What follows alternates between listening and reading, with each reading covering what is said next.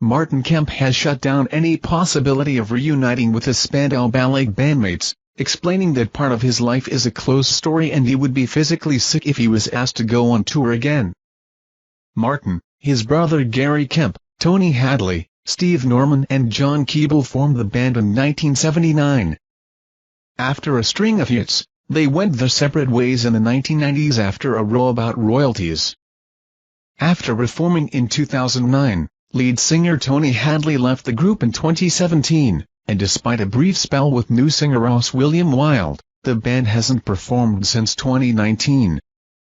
But with Spandau Ballet celebrating its 45th anniversary this year and the other remaining band members suggesting they would like to do one last tour, Martin, 62, has said he doesn't think the band will ever get back together.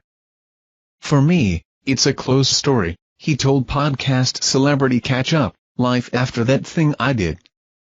It's a beautiful memory that I have.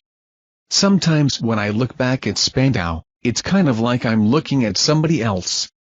When I see it on TV now and again, or I hear it on the radio, it doesn't sound like me, it doesn't look like me anymore.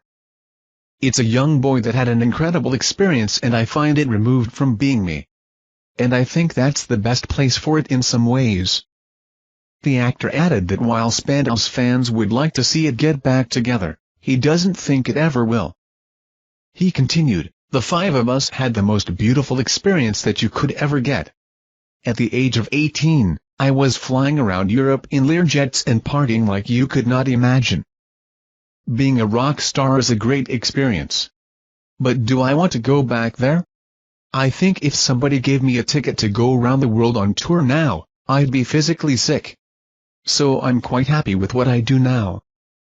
Speaking about the band's original split in 1990, Martin said, "Bands fall out over girls or money, mainly. And we were exactly the same as everybody else, we fell out over money.